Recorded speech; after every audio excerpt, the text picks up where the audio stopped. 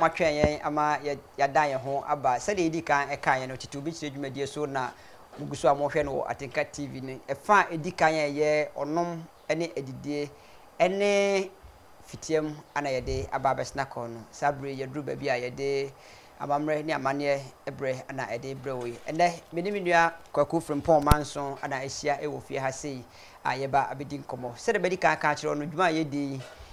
ode no hobites ani kita ye mu ayede ebrew me a medi dwuma de ho chia me meden edi kofi kakari montwa me na me homra ye ba ya na menimnua kwaku frempon manso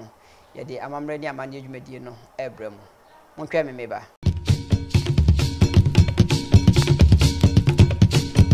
Sere medical kacho minim nyakwa kufumpo ne wase minyakwa kufumpo mpacho me wakwa ba ya be ba shomira apom ti sei anya da roma sho enani de dikan ya hia e wotetu bi kire dwumadie so na yenhwe ntia fisem hia we machiawo babusa wase de ohun sitie yenhwe se ka ntia mpo wa kankasemu a eni den minya meda wase medin kan asre no machia atiefo ahwefo a anwumre wo mo agi adwa na wo mo te Atenka TV ho na wo mo tie na wo mo san hwe dwumadie ya yedi aye bema kukufu himan hene bema ofi kukesu ya ofi kwasi okugi asu wona kan se enipa bia wonim na amamre no wonante te se atentenhuo bi a mframa abɔ no eni na musa enim ba bi a ekwa akoto no se na wo mu nim o amamre no soso no wo mu som wo mu kutam ye no mo hwɛ de wo mo nananom edigya wo mo no wo mo hwɛ so na wo mo bɔ ho ban saa so ne mpani aka se wuruma refi ukro mu hina ben a wo yire dwabɔ ase se wa hu ba bi a wo firi soso a hu ba bi a wo kɔ na sebe ya ye nipa yi ye wa amamre ene amane a eboye ho ban etenetene yen abre bia na kanfo yeso akanfo ni ye wa amamre ene amane bebra eboye ho ban ye ya akanfo yi ya amamre ba ako a anasa de ba ako pa eye stronko e wa akanfo mu eye nchia se de minua odi nkan e kan ye na nchia ya de a ehu hia yi ewo akamam anase asantim na enchia egu ahodo na enchia soso no ye wo bra ye chia se de eye bra kwanimu no ye be kirekire mu no na se obi enipa so onam ho pona so otu nipa na won chia na ebu odibu enipa mu na enchia no ho wonfaso enchia no etimi ma ebie kwanya bi ema utimi eni obi enya ho di nkita ho ema utimi busa obi asem we say so otu obi na sa wonchia no a ukọ bi ba bi a wokọ no sa honya kura na onka nkyerɛ nipa no enka nkyerɛ mi rasa na tedia ene na mamu sai de wo kan nyina na kampese mi bisa sɛ adenti na esese mi hu obi a mekia no me gidi sɛ de wo kan waka sɛ bia wo hia obi na wokɔ baabi na wankia na sɛ how bi wo hɔ no ma onka nkyerɛ wo enti ɛkyɛ sɛ wo yimi sɛ mi sɛ di kan na ne mame musa enkia egu ahodo enkia egu ahodo enkia no ewo nchichemu ene wa bre bia sɛ ne esichia sɛ wo ba yɛn aka mamu ha ye wa anopa de ye wa wia de ye wa nwumre de ene nwunu adwo a ye kwa akoda da suo mu nsoso no ye wo mu soso de anopa mechi asɛ anopa no so le anopa na o hia obi a obechia no mema wache na wia soso wa mana ha na nwumre wa mana adwo ena anwumre soso no wa mana duonu nwunu aha ya kire madwene sɛ timu bio mama me sɛ be ya mahwefo mu ehwe titi obi kire ɛwɔ Atenka TV so ɛbɛte ase yenum ahunu mfaso a ɛwɔ enkyia mu wodi kan ka sɛ anopa ye bɛkyia maache awiane akyia maaha na anwumre ya kyia maadwo na enwunu dwo a da suom na ye bɛkɔ akɔ na mente enwunu dwo no ye aha na sɛ ye kɔda no ye kɔda no all right na sɛ ɛno na brofum no ya no meka ne sɛ good night Matias na mami musai enchia ma nenye so ne sei na no me chia ma mi bi mami okufosuo me chia no me cross na me chia ino okufosuo na me ka say o majo osi yaku Mantias ya fi say na ma chia panyin bi amena ka kire me say panyin bi a chia me maka say yaku o ka kire me say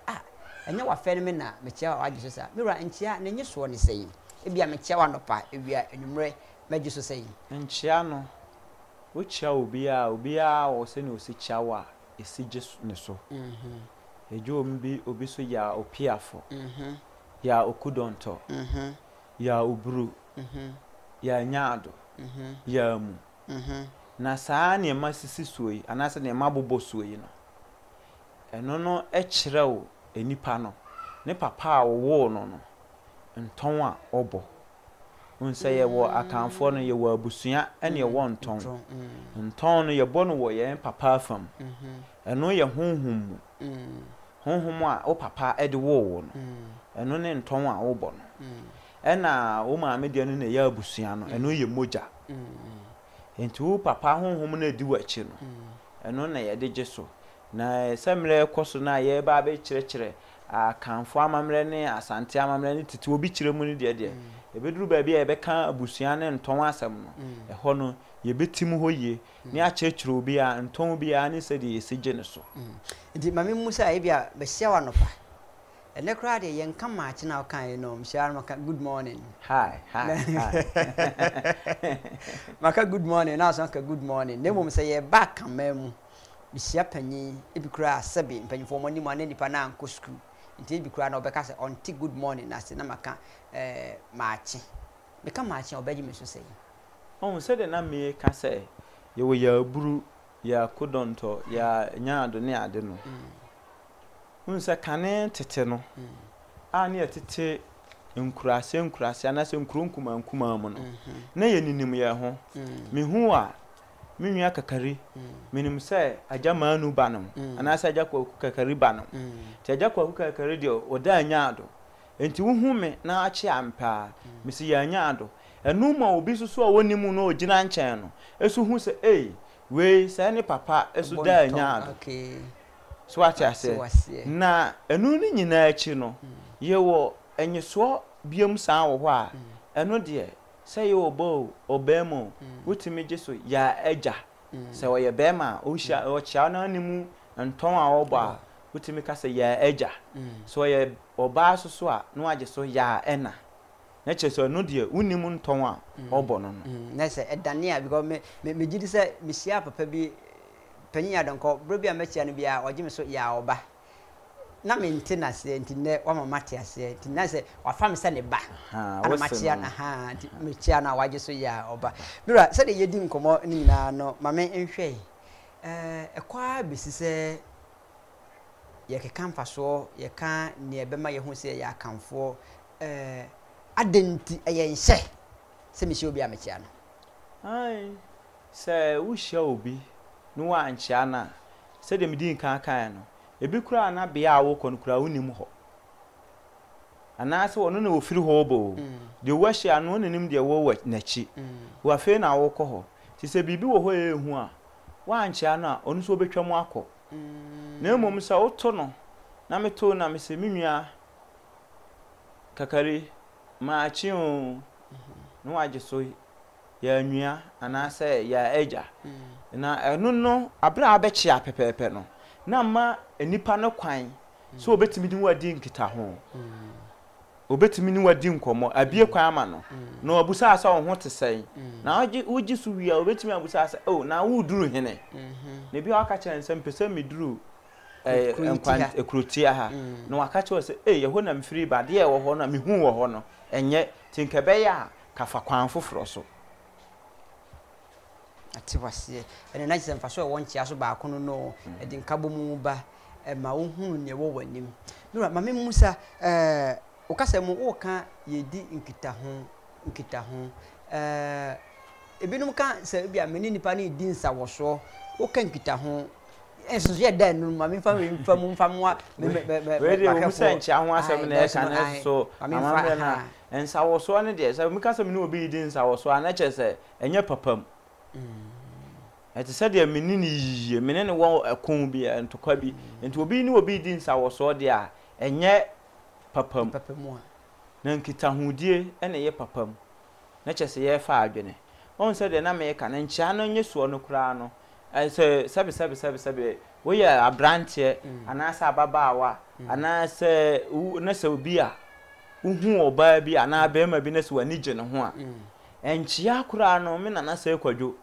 o ka chem se enchia kura no timi ma ho kwan ma hu se enye so a wo beje so no etimi ma ho kwan ma timi di yenhwehwemu hu se oba we ana berima ya o kwei wa wale ana so wale nti sano ne se wo nipa ne be kan na bi ni se wo hia me no aka chem se kwaku ma chi o me se ya obi ade ti abra meju so ya obi ade no se nipa no wale ya obetimi aka che o se hey media me da hoko me nwale ya obi ade atwede da ho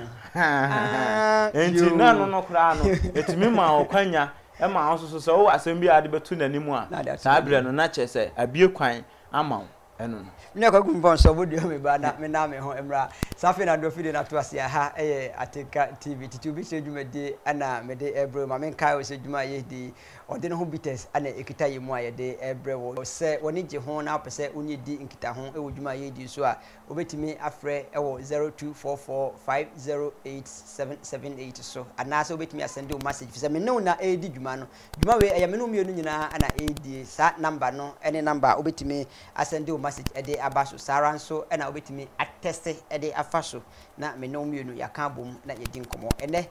ye di nchia ho enkomo biro na se me ho obi ana obi ahume na bia wo chia me na me ka se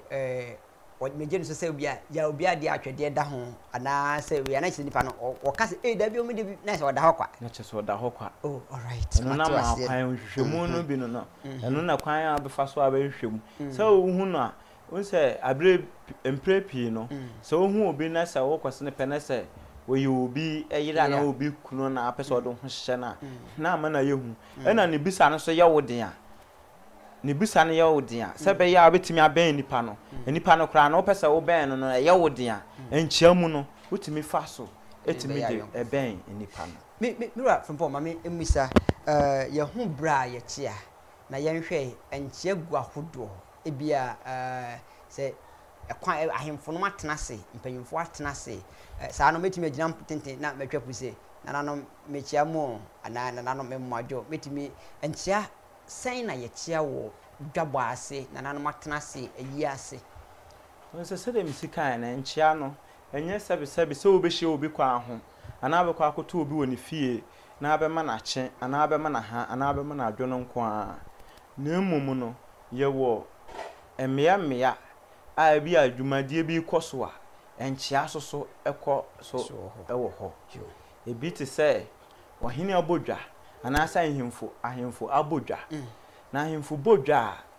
eho no soso enchia no emugu ahodo egu soro eda soronko ekwan e fa so chia oho no soso no ewo ni diso se yemfa ne se o ma ahini bi ebodwa ewo ni kuromu a na ye kwa akochia na yen ekroma no a ye ni tumi bia no ye kwa ye boye mu ase ene ya chia no na se ebi ti sa kwankwa ebi ti se me na se me ekọ na makwa akochia no se me fira ntuma ya me kwa wo se me yi me ntuma no di bo me mu enye se me yi kofam se yo me yi di bo me mu edi si me koko eno no wodi ade fe no na say wo kwa ha na no da eno me di si me koko na me kire say wo se me di si me koko na me kọ ansa na ma wuro me mpabo amienu no na matieti afem akonanim akobomi mu ase eye o man hene na a kire no na se ne himfo no esoso no ewo ho no ayete sasra adwuma na ahensam no ayesa sasra adwuma no ewo bia ni dibre enti dibre bia no wo ba bia okokoduro enti so yo man hene na bremponfo ba abechia na dikrofo beba ebedi nanim no mo aba wo mo no soso akwa ha wo mo ntoma no mo ayi wo mo mpaboa mienu nyina no mdom na sifam ana mdom na sifam na mo aba o man nani mo aba abebo mu ase a kire no o mu wi o mafo mpaboa ahye na abrempɔnfo no de o mo kwa o mdom mpaboa no bekɔ nanim kakra na o kwa wagini ntoma no afiri ne batiri so sei ane yese wakwa ha ne ntoma no wayini nan ba akwa afiri ne mpaboa mu de ne asi mpaboa no so ansa no waso ne nsa akyea no se de yesi ya no wo amanhene ahimfie no saa nso na oba wote kokooso kuntunkantambo ho